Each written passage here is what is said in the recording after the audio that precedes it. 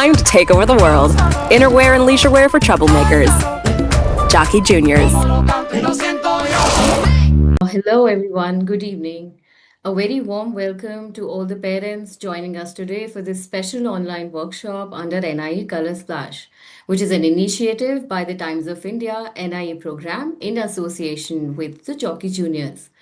Today, through NIE Color Splash, we celebrate children's creativity while we also encourage important conversations around their emotional and mental well being, which brings us to today's session.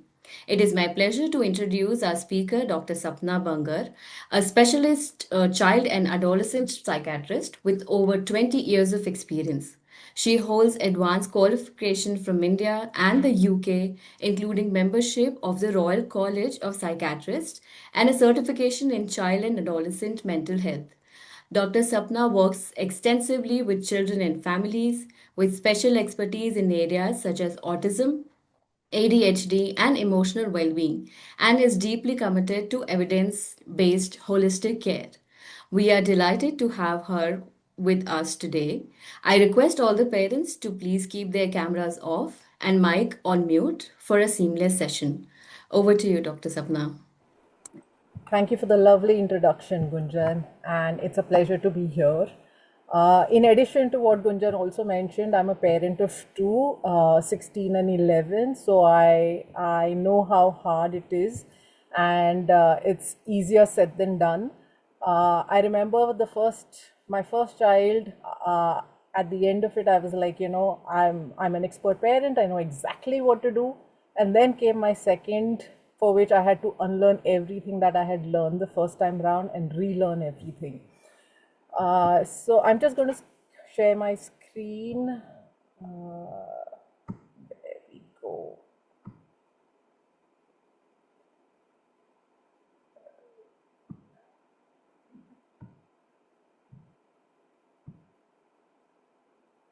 Is my screen visible? Yes, doctor, we can see that. Yeah, great. So the topic today is about raising resilient children and why it is so important. Because in my practice, while talking to other parents, one common theme that is coming up is how children cannot handle pressure at the moment. The first hurdle, the first failure, and there is huge meltdowns. There is like, I cannot go on. People are just, children especially nowadays, cannot problem solve and get on with it. And that is a common complaint that I'm getting from various parents in my practice. So it is very important to, especially in this age, day and age, to think about resilience and what we can do or what we are not doing probably to focus on this topic. So what exactly is resilience? Is the ability to recover or from or adjust easily to misfortune or change. It could be trauma in any form, as big and as small as like not getting 100% in your exam. It could be like I missed that 100%. I got 99%. I just lost that one mark. To the loss of a parent, a family member, natural calamities. And when I say change, it's not just negative change, it can be positive change as well. I recently had a family come to me where they had moved homes. They moved into a larger, posher house in a very well known locality. And the child just could not adjust to that change. So, it not necessary. And the parents were completely flummoxed as to, like, why everyone should be happy about this change. So any change could be positive, negative. It's about how do we bounce back from that change. And that is exactly what resilience is about. What it is not being tough all the time or not having or showing those emotions. It is being vulnerable, being allowed to be vulnerable, and yet not having a complete kind of inability to go on. It's not always being happy. We can all be angry, irritable, sad from time to time, but how long does that phase last for, and how quickly or easily we bounce back from those kind of failures? It's not definitely not handling everything alone. I recently had a parent and child come to me, and the child had lost the father in a very tragic bike accident. Very sudden, very, impossible to predict, unprepared for. But unfortunately, both of them were grieving alone. The child was crying alone in her room in the middle of the night because she didn't want to show her mom and make her more upset. The mom was thinking, I need to be strong for this child. And both were grieving, but grieving very, very separately. So it is definitely not about handling everything alone. It's about how we can support each other in this journey. And one of the best things about resilience is it's not something that children are born with. So that it can be cultivated. It is a trait that the more you get your children to practice it, you practice it, you help them develop it, and it is something that as they're growing older, they can get into it. Why is it important? Why are we talking about resilience in the first place? Because it's not about just failures and getting bouncing back from failures. What resilient children tend to have is they have positive attitude in relationships. They have the capacity to make realistic plans. And when we're seeing all of this, we know how important it is in their daily lives to have all of this. It is about not only having realistic plans, it could be plan A, B, C, what happens with plan if my first plan does not work.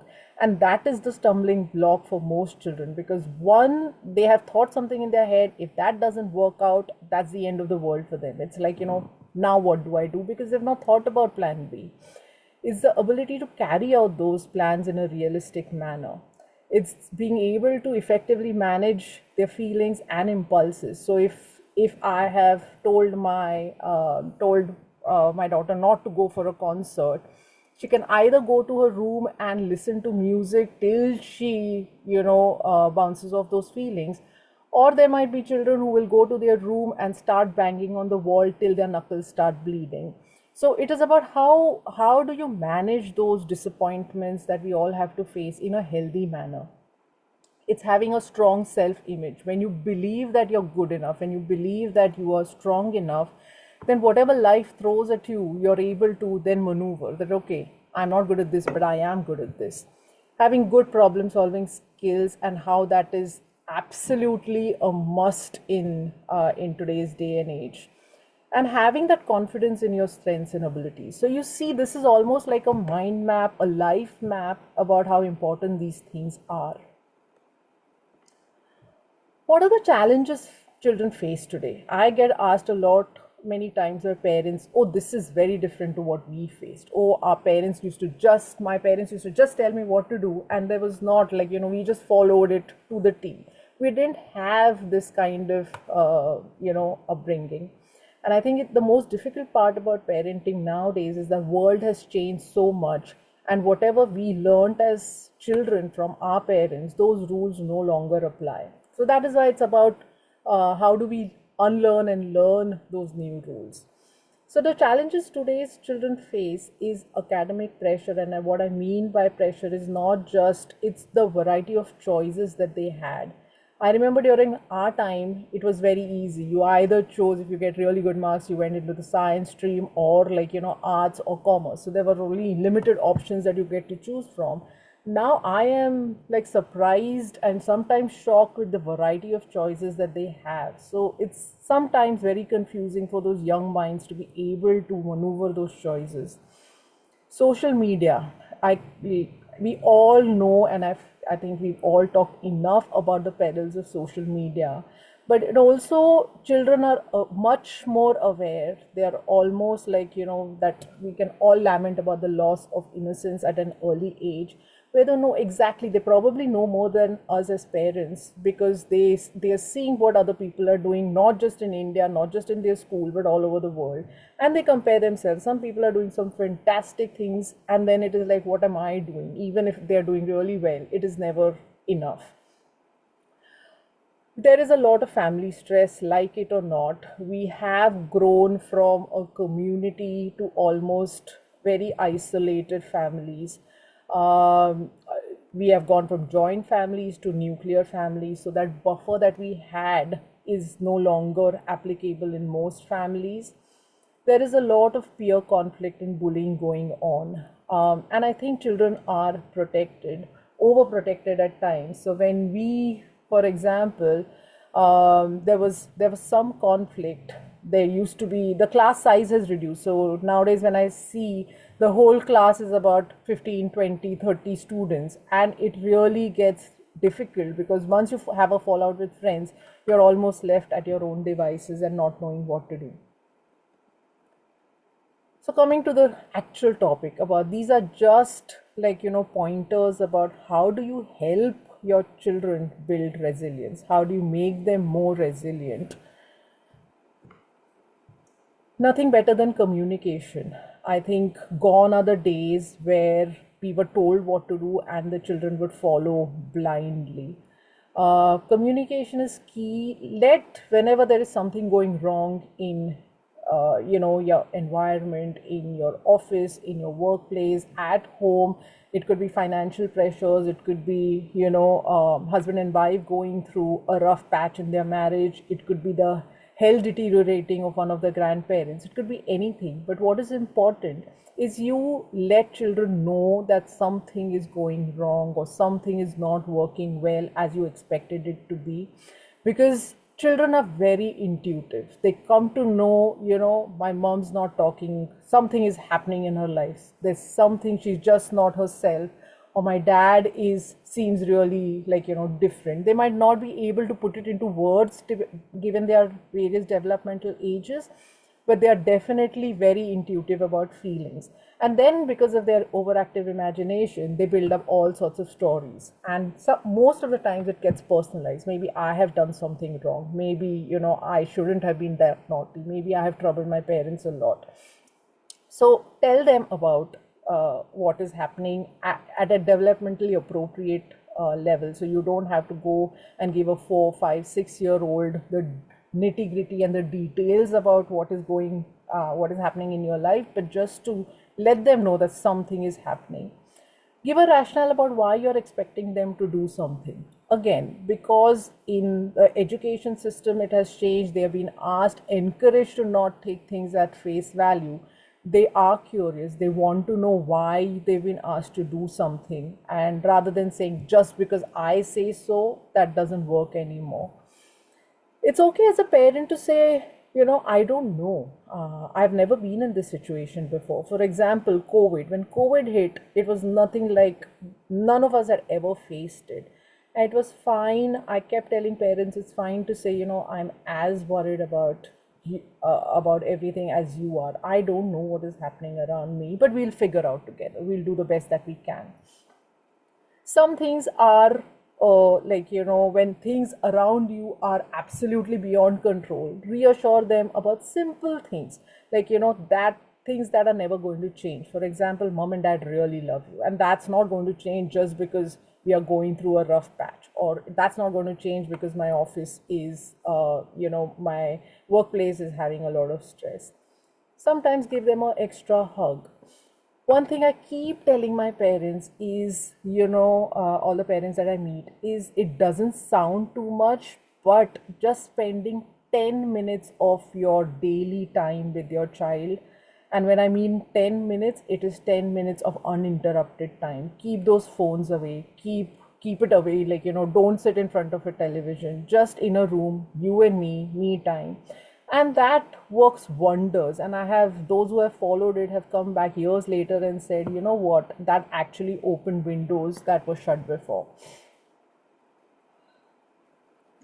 House rules, especially when things are getting out of control, when the outside world seems chaotic, are almost form a structure for the child, because they know, come what may, this is not going to change. Rules are very important when families especially are going through phases that are not very great. They set out clear boundaries about what is acceptable and what is unacceptable behavior. And rules, for example, have to be few. They can't be, you can't do this. It has to be, at the most 3 to 5 rules that you're expecting your child to follow. They have to be few, they have to be fair, and they have to be consistent. Just because we are busy, we sometimes say, okay, you can have like, an extra half an hour of your screen time. Okay, you can have dinner in front of the TV. So just because when you are busy or you don't have the time to bend those rules might not be a great idea, because that just opens a floodgate of them then pestering you for it all the time. Promote healthy risk taking. Now, this is something that we have stopped doing. I think we don't let children fall and get up. As soon as they have a minor scratch, we are all over them saying, "Oh, I shouldn't have ever let you fall off that bicycle." That is very, very important that we let our children fail at something, because that's where they will learn that failure is okay, that they don't always have to be successful. Tell them to try things, let them try things that they have never tried before. Let them come out of their comfort zone. And, for example, if there were times when my child went to a TT class and said, "I'm really horrid at it. I don't want to continue with this. I'm really not good at it." But they need to know that it's okay not to be good at the beginning. You will learn. Not everyone is born a sports person. Not everybody is born a scholar. And it is okay to say, you know what, you may not be perfect, but you're good enough. You're trying your best. So changing that little bit of language to say, you know what, we are encouraging the efforts that you're putting into this. Maybe the results don't match your efforts, but we appreciate the efforts. Resist the urge to fix it. I think we are, as I was talking about, going from community to nuclear families, nuclear to single children families. It is very, very, I think we are learning a lot about helicopter parenting, where parents have that urge to fix the problem for their child. And it is a natural, we don't want our children to be distressed. We don't want our children to feel bad about something. We always want to do the best for them. But that is not solving the problem. In fact, we are not teaching our children to problem solve. So if they come to you and say, you know what, I have a math class and I have a Spanish class and they're clashing, what should I do? Get them to think about it. Ask them, what would you like to do? And ask them why. If they choose math, okay, why did you choose math? Or if they choose Spanish, why did you choose Spanish? And then gently guide them towards what might be sometimes they might take very foolish decisions. I don't want to do homework, I want to watch television. I think that is the best way. But then you start talking about why that might not be a good idea. So not that whatever they say goes, it is about getting them to start thinking, because that is how the brain develops. That is how the frontal part of your brain, which is involved in decision making, develops. And the more you get them to do it, the more developed it gets. We don't talk about our emotions very much. So get them to talk about their emotions, various kinds of emotions, and validate their feelings. Do not validate behavior that is, for example, if they are really like screaming, shouting, hitting, no, that's completely not okay. I understand that you are angry, but the feelings are fine. I know I said no, and that made you very, very angry, and that I understand where that anger is coming from. But that does not rationalize about why you're hitting someone, or why you are banging doors, or why you just threw something or broke something. So behavior should not be condoned, but validate the feelings.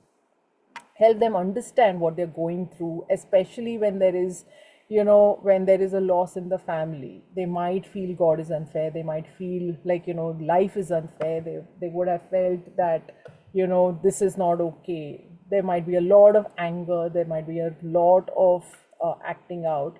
So again, it's okay to feel the way you are.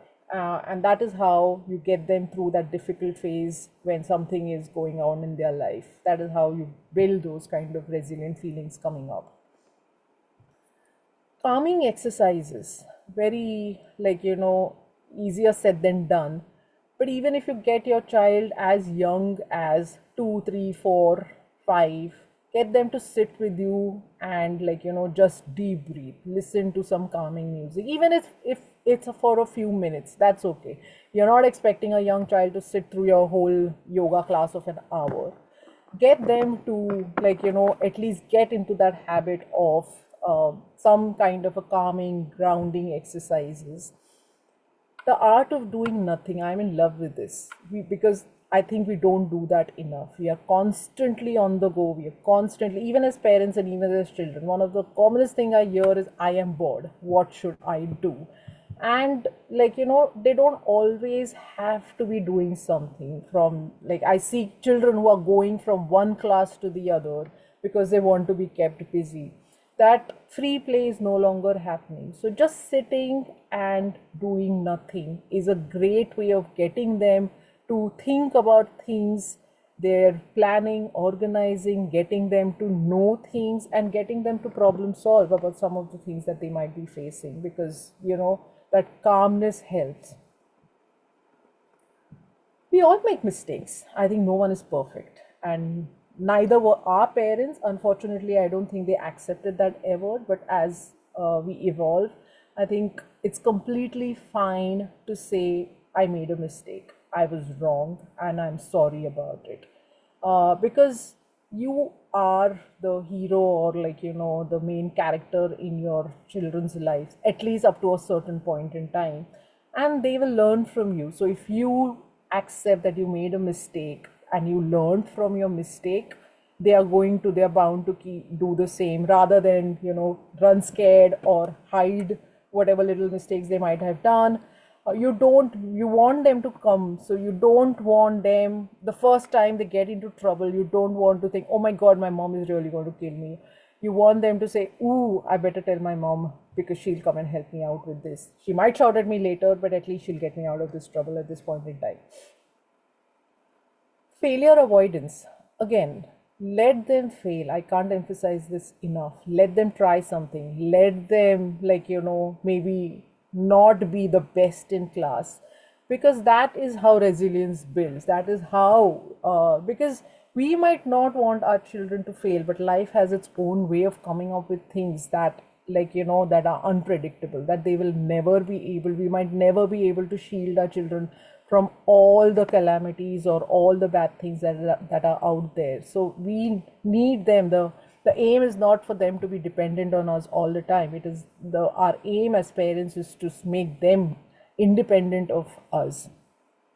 Viewing setbacks as impermanent. Okay, right, we've had this, we didn't think it was ever going to happen.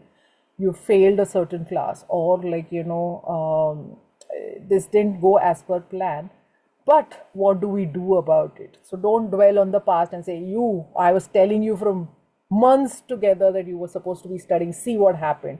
Rather than that, go on to, okay, now what do we do about this, and what is the future plan? And reframing setbacks as opportunities for growth.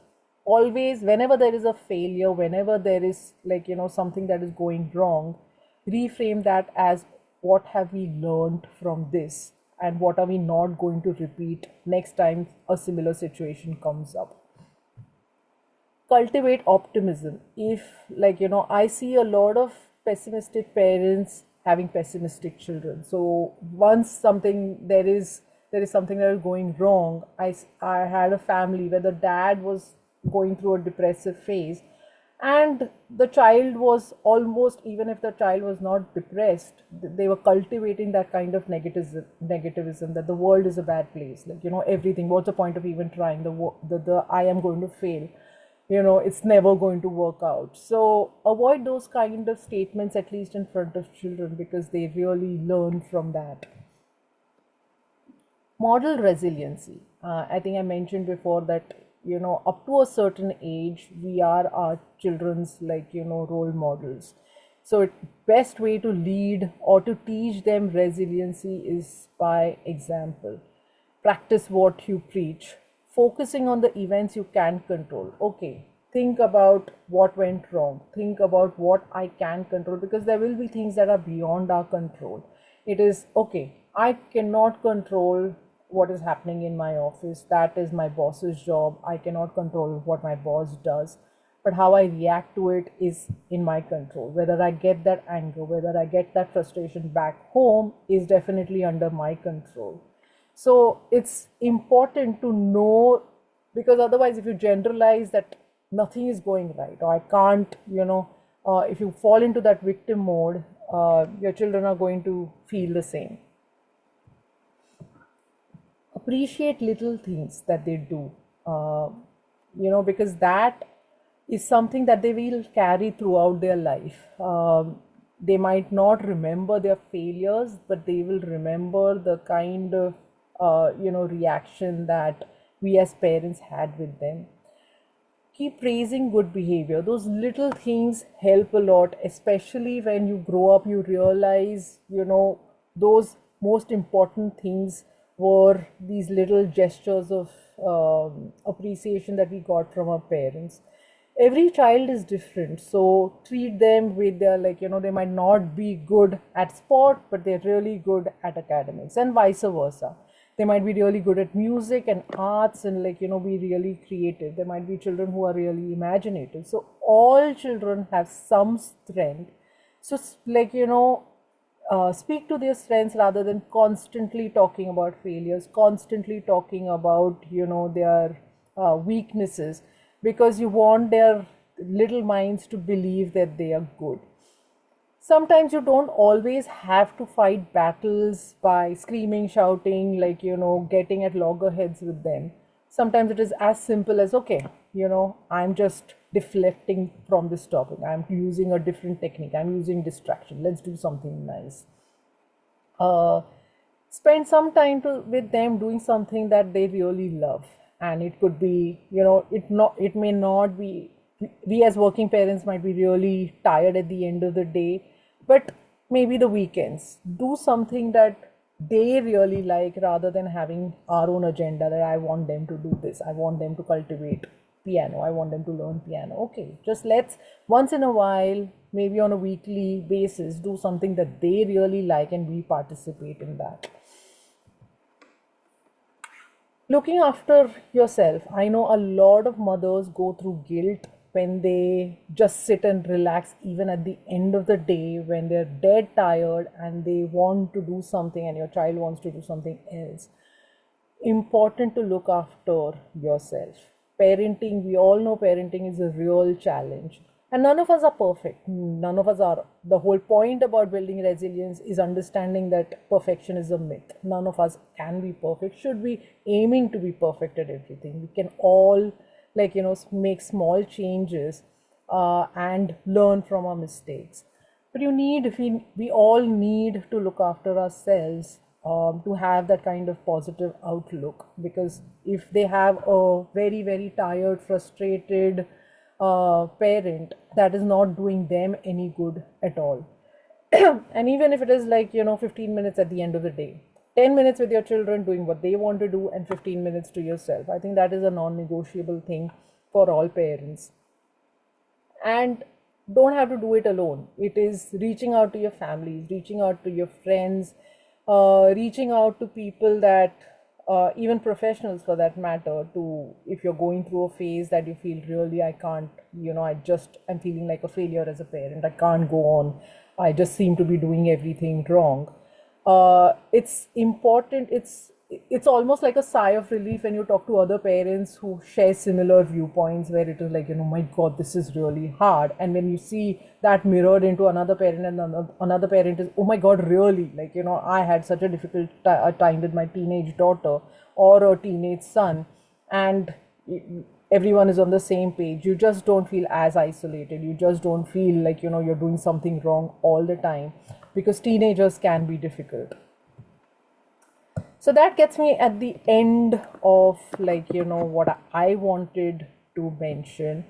A very short and presentation, but I also wanted time for questions, to have discussions, so that because this, as I said, this is a topic that is very pertinent, very important. And I am seeing many families struggling with, unfortunately, we've had quite a few children who have been unable to manage those strong emotions, unable to manage failures, unable to settle down when things have happened. And then we are seeing the rise of some questionable behaviors. So anything that can help would be great. So open to questions, Gunjan. Yes, thank you so much, Dr. Sapna, for such an insightful session. And I agree with you that that was a very, small presentation. I'm sure parents must be looking for a detailed session. There's one question that we have from Ms. Sapna Ghosh Basu. Her question is that how to make a child emotionally strong. So if you could help her on this. So I think, as I mentioned earlier, talk about emotions. Every child is different. So there might, when we are talking about emotionally strong children, if we are talking about them not being emotional, that is different. So every child is a little bit different. There might be children who are really very good at showing emotion. So they might cry at the drop of a hat. They might be when they're seeing a movie, they might start crying, and that is okay. We don't want them always to be strong, but what we want them is not completely breaking down at the slightest of being upset. So talk about emotions, get them to think about it, and maneuvering those emotions is the best way. So there is no right answer. There are no exercises to make your child stronger.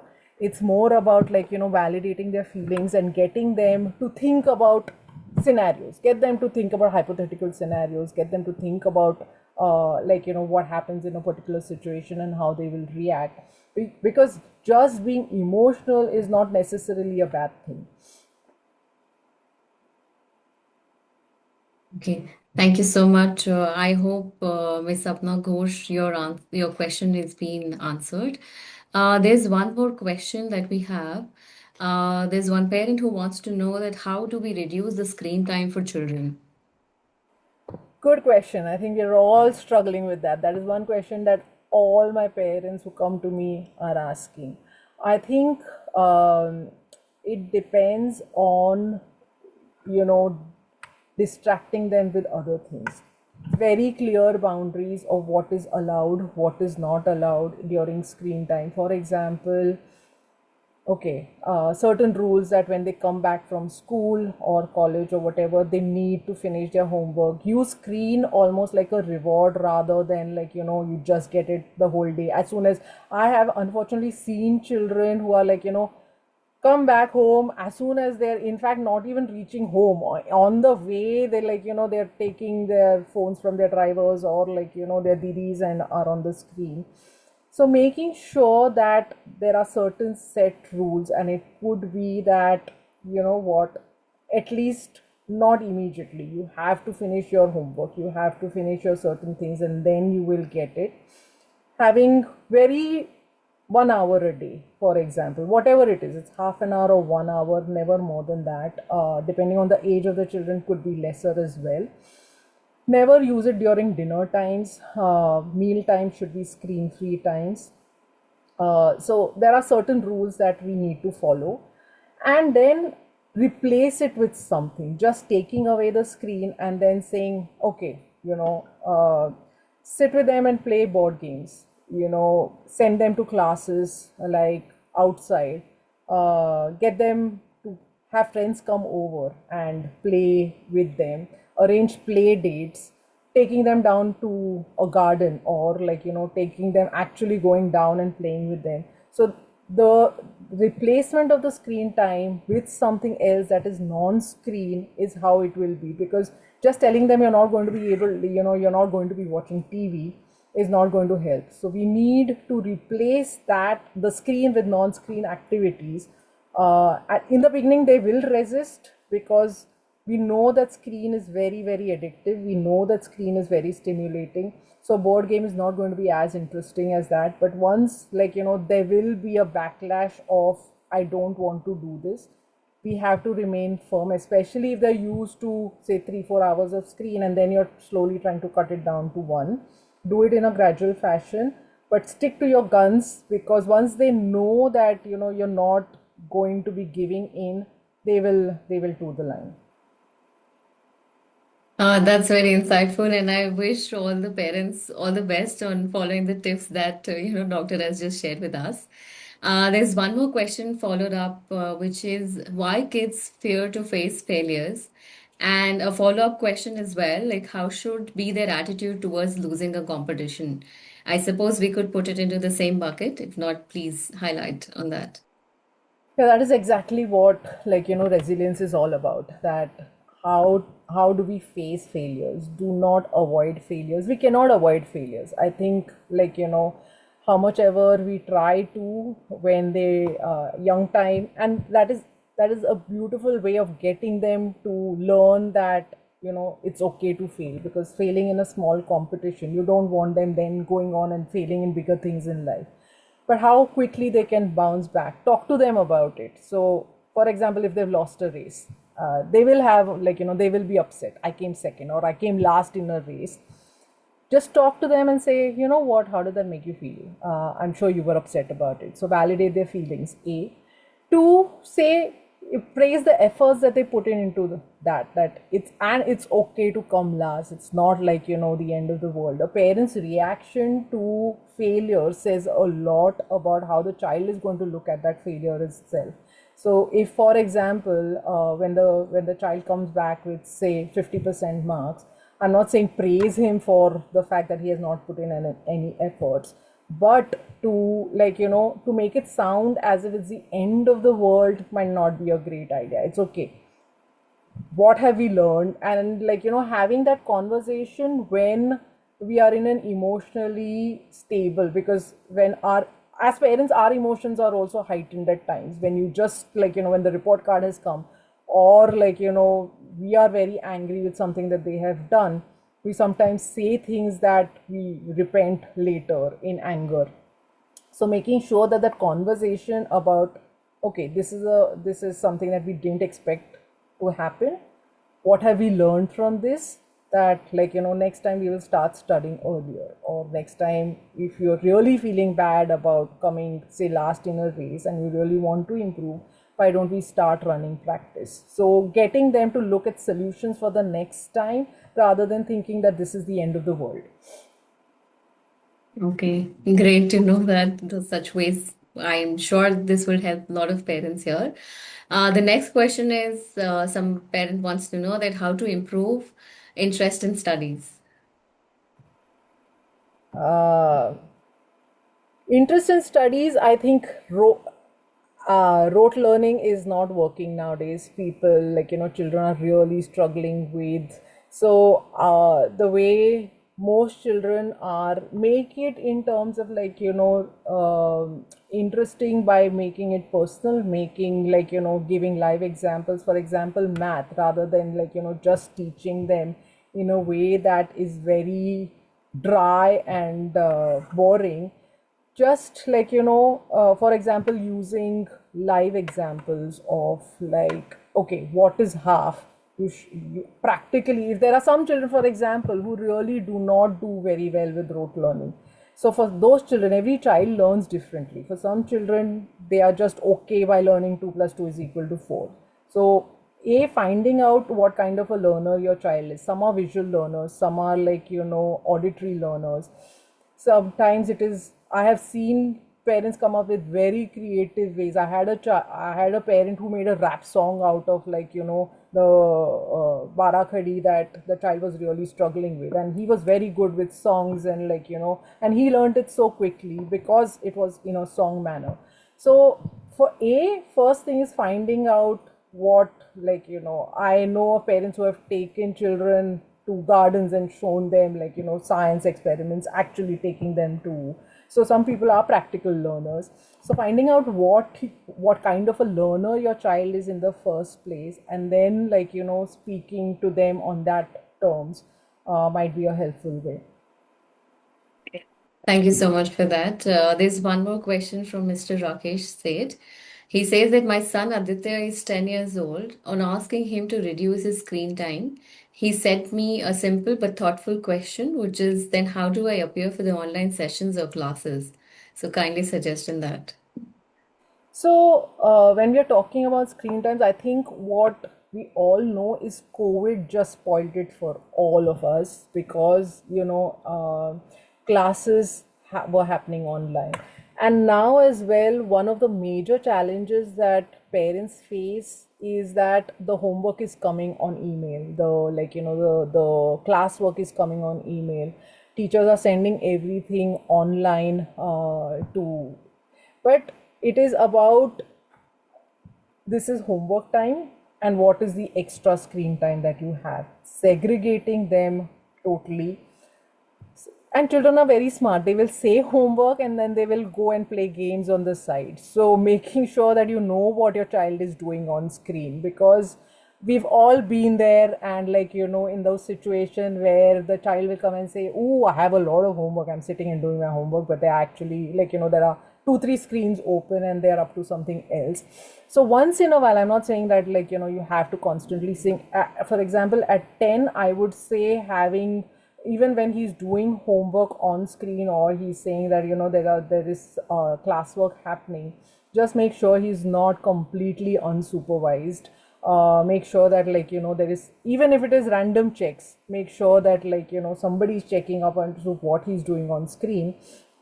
And if there is, for example, that is counted as screen time, if he has 10, if he has about 2-3 hours at homework which he had to do on screen, maybe his recreational time that day is not that much. You say you've already sat in front of the screen for a long time, maybe the other screen time reduces, let's do something else. But as I said, replace that with something that is equally, if not equally, but at least somewhat exciting that he wants to do. But yeah, keeping at 10, I would certainly say that having a kind of partially supervised regime about what is happening online. I hope, Mr. Rakesh, that has answered your question. The another question is from Ms. Neeru Luthra. She asked that how can we ensure kid listens without having to repeat ourselves multiple times so they don't get irritated as well. Write it down. I use it a lot. I'm I have a whiteboard, and if my child comes some second time, I will say, I've written it on the board what you're supposed to be following. Do not come to me and ask me multiple times. I've told you what to do. Because and children will say, you never said that. There are a lot of times when, especially, first and foremost, when you're giving an instruction to the child, make sure you're sitting them down. Do not give it in running, because and the child is not paying attention. Make sure you make eye contact with the child.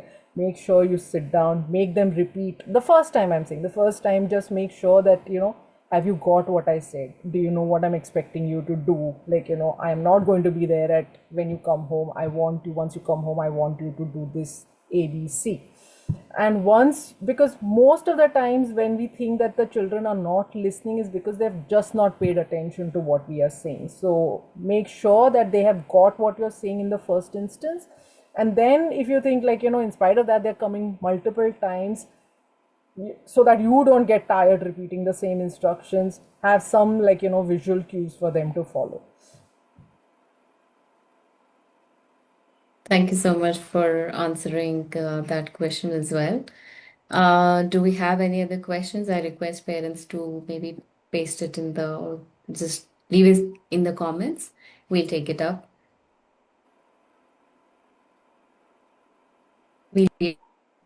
We'll wait for another few minutes if somebody has any further questions.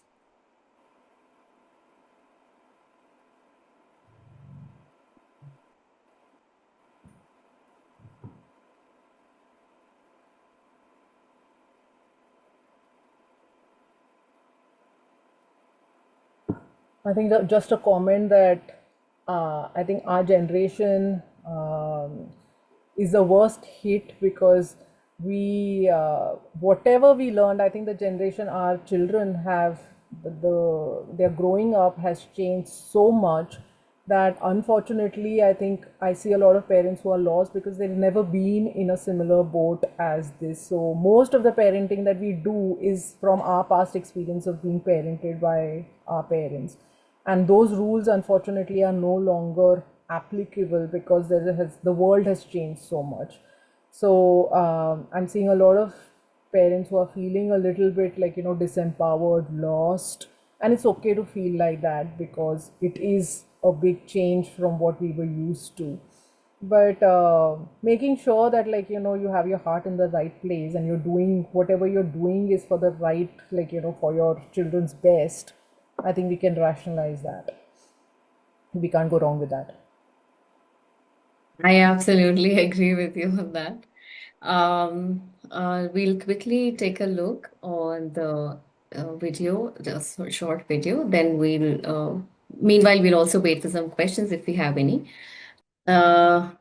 We don't have any other questions, so I thank Jockey Juniors and for bringing up this concept and um, bringing up everything that creativity in children, bring up this contest that has brought everyone on this stage and NI as well from our team. And a big thank to you, Dr. Sapna Bangal, for being with us and taking this session and enlightening a lot of parents. And I'm sure you've enlightened them with all their queries that they have asked.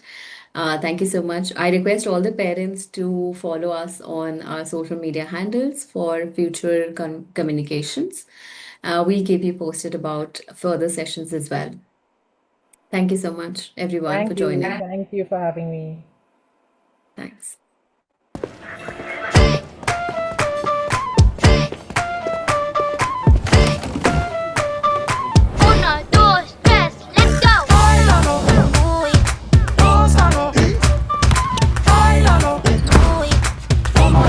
Lo siento yo, báilalo, gózalo, báilalo, como lo canto y lo siento yo, como